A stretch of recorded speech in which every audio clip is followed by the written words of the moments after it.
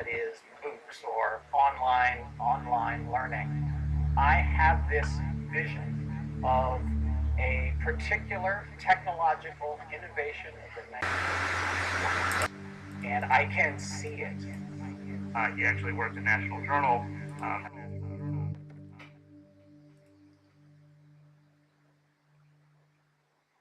Thank you so much, Bruce. Every time I hear someone talk about the transformation that is occurring in higher education, the revolution that is MOOCs or online learning, I have this vision of a particular technological innovation of the 1980s. And I can see it below my parents' television. And I brought it with me to share with you today. It is this Jane Fonda workout video. Jane Fonda was the revolution of the 1980s. Her series of workout videos were #1 in video sales every year through the 1980s. They sold 17 million copies of this workout video. It was as if the problem with fitness in America is that we didn't realize that you're capable of exercising at home. This was a blockbuster, and we today are a lazier and fatter nation than we have ever been. This is an important reminder when we hear all the stories about the transformation of higher education. It feels sometimes when I see these stories as if we didn't realize that we have a printing press now, we have libraries, and we even have the internet, as if convenience is the barrier to people educating themselves. But really, the biggest barrier to education is very similar to the biggest barrier to fitness and health in America, and that is our human tendency towards slothfulness and procrastination. When our brain analyzes an issue, thinks through a problem, when we write about something, the reason you're pulling your hair out when you're trying to write that memo is your brain is actually exercising in much the way that your body is exercising when you are on that treadmill. By exercising your brain, you are getting stronger, you're getting more adept, like aerobics and Pilates and step and all of these other inventions. It tones and strengthens your mind. It is very rewarding when you do it, but it is exhausting.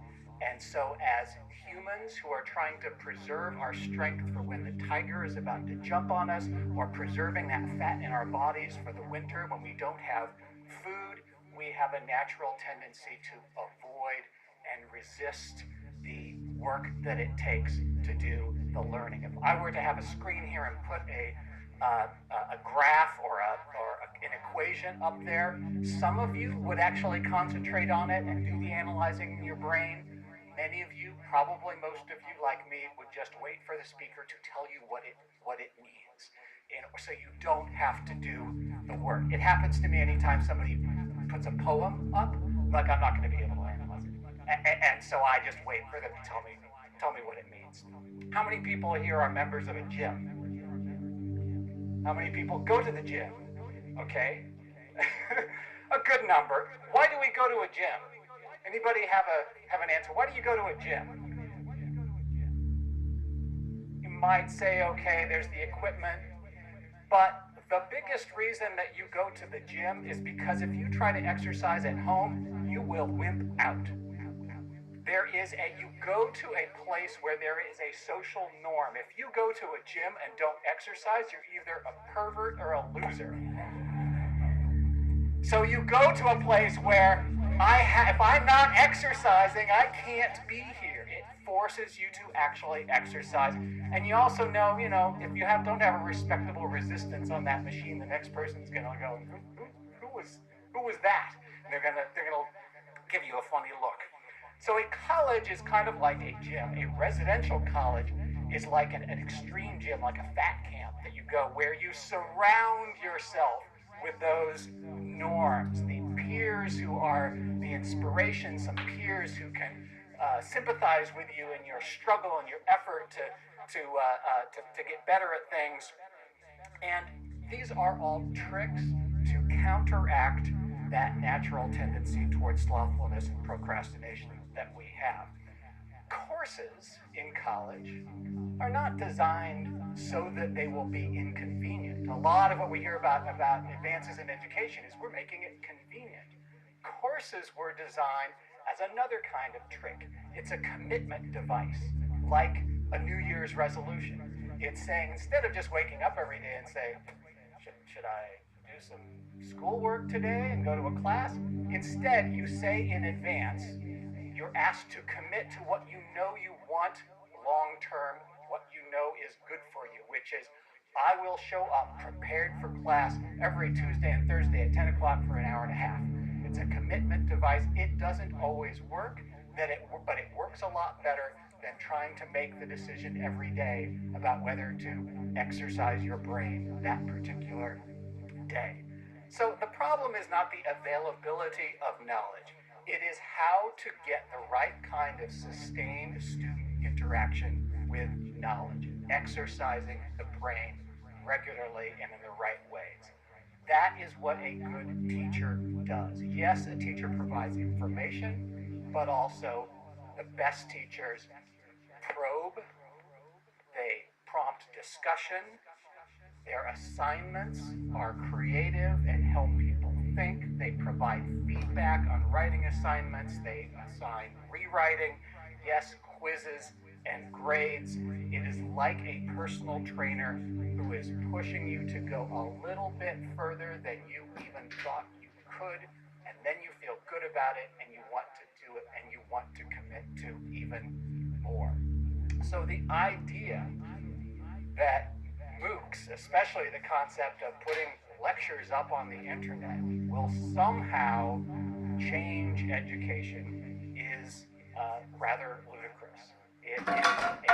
This is the kind of motivation that you need for higher education is difficult to achieve online. But there's a big however here. I cannot assure you that the kind of learning that we need is happening in our traditional colleges and universities. You can go into a gym and you can tell whether people are actually exercising. A lot of colleges you go in and you can't tell whether people are actually doing anything other than watching video. The lecture and regurgitation approach that we tend to have at our colleges and universities, it happens because it is less taxing. It is less taxing for the professors. It is less taxing for the students. So there is little internal pressure inside a college or university to do more than lecture and regurgitation. So let me throw out a couple of ideas about what we can maybe do about this to improve education, whether it is provided online or live and in person at a college or university. And it's always nice to have an enemy. So let me pick one. So I'm going to pick a little enemy here, and it is college professor rating sites. If you go on a college professor rating site, one of the things that you will see is students' ratings of the easiness of the professor's classes. I picked one out. This was a political science professor. This student wrote, he cares about students, he's funny, he's a good lecturer, he's cute. The rating out of 5, he had 4s and 5s in helpfulness. This is a helpful professor, but not recommended by the students who were rating this professor. And why? Because, and I quote, makes assignments difficult to, and these are the derisive quotes, to make you think.